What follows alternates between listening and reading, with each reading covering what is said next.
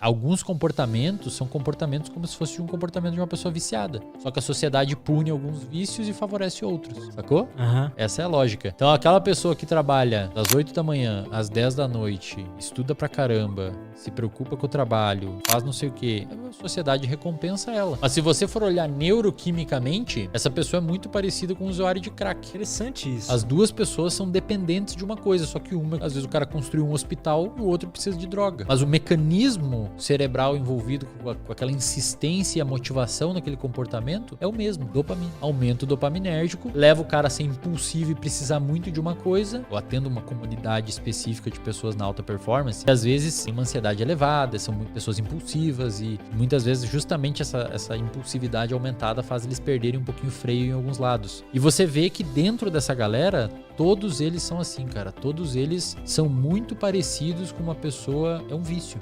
Inclusive, quando você trata uma pessoa dessa, você trata como se fosse tratar um dependente químico. Pega uma pessoa, por exemplo, um triatleta. Nada, pedala e corre. Cara, se uma pessoa dessa se machuca, ela entra em depressão. Porque é o dia inteiro aquele boom dopaminérgico, aquela euforia, aquela impulsividade na corrida. Aí você tirou aquilo da pessoa. Pega uma pessoa, cara, que faz ultramaratona. 60 quilômetros. A pessoa, ela termina a corrida e, sei lá, tem que ir pro hospital muitas vezes. Porque desgastou o joelho, perdeu corrida, sei lá, de 7, 8 mil calorias. Não é um comportamento meio viciante? A pessoa se desgasta, se machuca, cara. A pessoa corre, Lutz, 50 km, bicho. Dor, faltando energia, sol, o corpo lutando pra sobreviver. Isso é uma fricção dopaminérgica no cérebro da pessoa que mantém ela ali mesmo sofrendo. É um vício, cara. Mas no final ela sente aquela dopamina. Pelo contrário, não sente. Muitas vezes no final ocorre uma bad filha da mãe nessa galera. Isso não acontece só com essa galera. Muita gente, quando você espera muito uma recompensa, porque a dopamina ela tem um balanço entre prazer e motivação, dor. Quando você experiencia um crash dopaminérgico, uma queda muito grande de dopamina, você sente uma coisa parecida com dor. Tanto é, cara, muitas pessoas ficam viciadas em drogas hiperdopaminérgicas não porque elas querem a recompensa, mas porque elas estão fugindo de dor. Então terminou com o namorado, terminou com a namorada, foi demitido, ficou mal, dopamina lá embaixo. Para você fugir daquela dor, você usa a droga, usa a substância, o álcool, usa o cigarro, o videogame, para fugir daquele vale dopaminérgico que está no seu cérebro. Motivação tem a ver com duas coisas: procurar uma recompensa e fugir de dor. Você tem motivação para fugir de problema também. Por exemplo, você tem que, sei lá, a pessoa às vezes é motivada para ir à academia porque o médico falou que se ela não for, ela vai infartar. Ela não tá indo à academia porque tá motivada com o corpo, ela tá tentando fugir de uma dor, de um problema. A motivação tem a ver com isso também, a dopamina tem a ver com isso também. Você vai fazer uma prova de escola, às vezes você falsifica um atestado médico que dá mais trabalho do que estudar pra prova. Não é? Porra, você teve um puta trampo pra falsificar o atestado médico, cara. Olha a motivação que você teve pra fugir de uma dor, que era estudar química.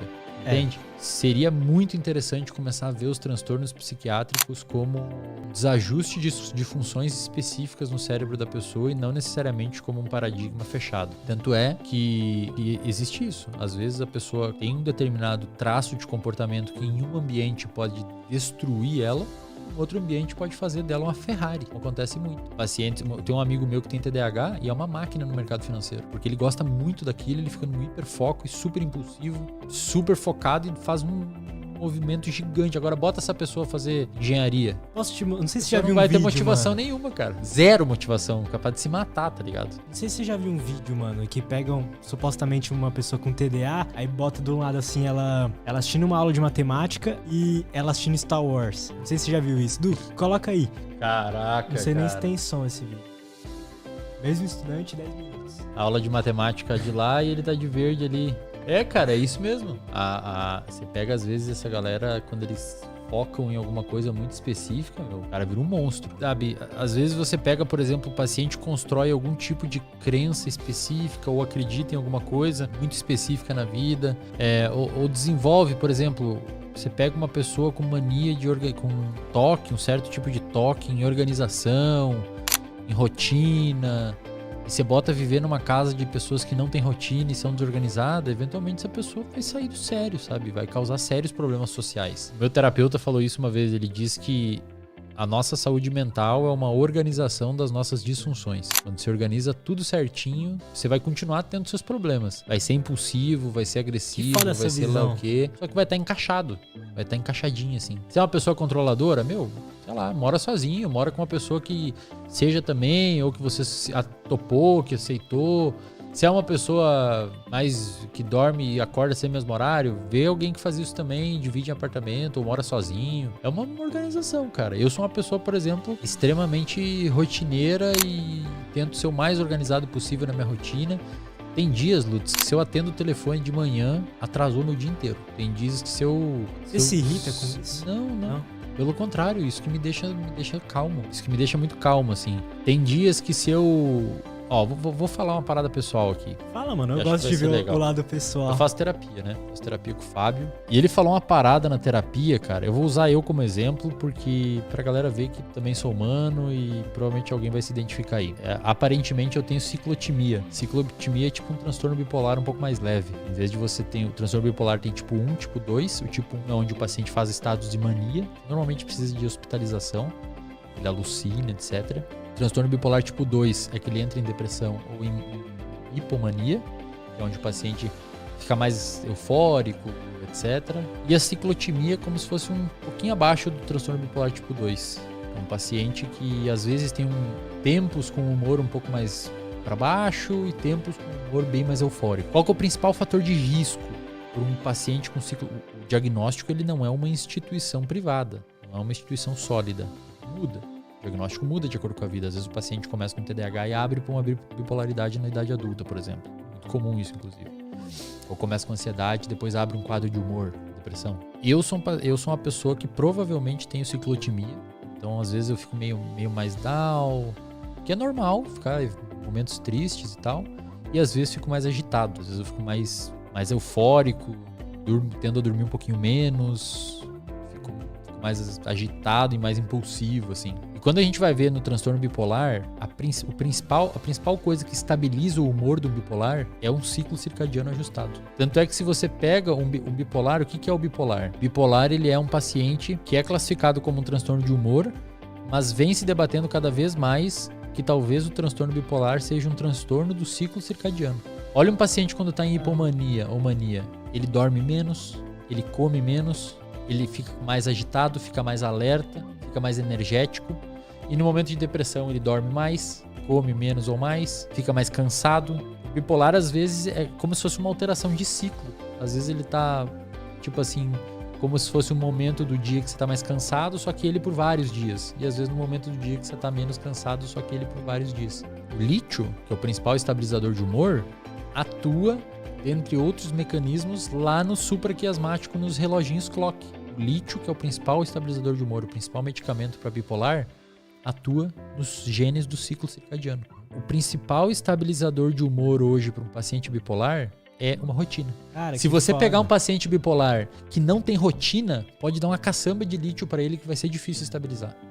Paciente bipolar tem que dormir cedo, acordar cedo, comer no mesmo horário, fazer atividade física regular, se expor à luz do sol, não ingerir álcool, não ingerir café em excesso, até porque o café interfere no exame do lítio no sangue. Paciente bipolar tem que ter rotina. E o principal estabilizador de humor hoje é rotina. Tem até estudos que mostram que se você tem pacientes que não respondem ao lítio, por alguma razão, você estabiliza a rotina do paciente e o paciente começa a responder, começa a melhorar de sintomas. Então o paciente bipolar precisa. Cara, quando uma pessoa, talvez eu digo talvez porque esses diagnósticos demoram. O diagnóstico bipolar, por exemplo, demora às vezes 10 anos para ser feito. Você tem uma hipótese. Então eu tenho lá vários pacientes que eu falo, a sua hipótese diagnóstica é transtorno bipolar tipo 2. Só que por que não tem como fechar? Porque tem que esperar. Ver se o paciente vai ciclar, vai entrar numa fase de depressão ou não. Ou seja, o diagnóstico precisa esperar acontecer as coisas. Por talvez eu ter ciclotimia, que é um grau abaixo de bipolaridade, eu não vou pagar o preço. E se a ciência fala que o melhor estabilizador de humor é rotina, eu vou ter rotina. Por que eu vou contradizer a ciência? Então, se eu tenho propensão a eventualmente desenvolver um transtorno de humor mais grave, por que eu vou arriscar? E te falo, cara, depois que eu comecei a entrar nessa rotina, meu humor estabilizou de uma maneira impressionante, cara. Dificilmente eu fico ansioso, dificilmente eu fico irritado, dificilmente eu fico para baixo. Ele falou assim, eu acho que você tem esses padrões de comportamento extremamente ajustados para prever o futuro e saber que vai dar certo por medo de voltar a viver aquele passado onde você passou um pouco de necessidade. Caraca. Então, frente àquele, eu não quero voltar a viver o que eu vivi. E frente a isso, eu desenvolvi um padrão de comportamento de ser extremamente organizado e extremamente ajustado. Eu tenho muito medo de dar errado no futuro a minha rotina e eu voltar a não conseguir comprar granola, por exemplo. E isso é um mecanismo que ficou trabalhando no meu cérebro e regendo o meu comportamento. Então, sempre que você vive alguma coisa, digamos que tem uma camadinha de experiência que se fixa no seu cérebro, um grupamento de neurônio, como se fosse uma camada de fóssil. Ficou ali registrada, aquela memória semântica ficou registrada no seu cérebro. E amanhã você vive de novo e registra outra, e anos e anos e anos. Cara, às vezes você se submete a uma situação hoje que ativa uma camada lá de baixo, que elas estão conectadas, o seu eu hoje está conectado com o que você viveu lá atrás devido às suas experiências e suas memórias. E às vezes uma coisa hoje que acontece no ambiente ativa um mecanismo de defesa que você desenvolveu lá na infância, lá na adolescência, e não atualizou, às vezes, esse mecanismo de defesa e você implementa ele hoje, num contexto que não tem sentido nenhum implementar aquele mecanismo de defesa. Então, por exemplo, eu ficar me cagando de medo por não conseguir comprar uma granola, não tem sentido nenhum. Eu vou acabar ficando extremamente ansioso, assim.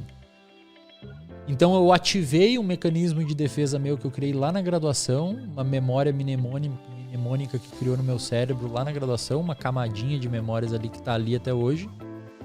E frente a qualquer coisa que possa dar errado, meu cérebro já grita um alerta falando assim, você vai voltar a ser daquele jeito. Então, seja organizado, organiza tudo, vê se tá tudo certo, vê se a passagem pro Lutz está comprada, vê se você vai voltar amanhã, chega mais cedo no aeroporto, porque senão você vai terminar sua rotina, não vai conseguir atender seu paciente, não vai conseguir treinar, já vai acabar com o desafio.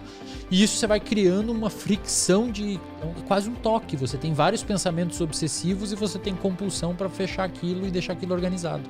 E a ansiedade pode subir um pouco. Só que às vezes você perde o compasso disso. E você cria um mecanismo de defesa ou um mecanismo compensatório que se desenvolveu lá atrás num contexto em que ele precisava existir, só que você implementa hoje. Sabe quando que eu vejo muito isso? Pessoa que às vezes sofreu bullying na escola e desenvolveu uma certa agressividade e hoje é agressivo na empresa com os colegas. Só que muitas vezes os colegas não fazem o que a pessoa fez lá no bullying na escola, mas fazem às vezes fragmentos semelhantes de comportamentos que já é suficiente para ativar aquelas camadas sedimentares de experiência no cérebro e ligar esses mecanismos de defesa que um dia funcionaram, hoje não funcionam mais. Aí a pessoa fica extremamente mal com os amigos, etc, porque está tendo um comportamento que era condizente com outro lugar, porque hoje não era mais necessário ter esse tipo de coisa.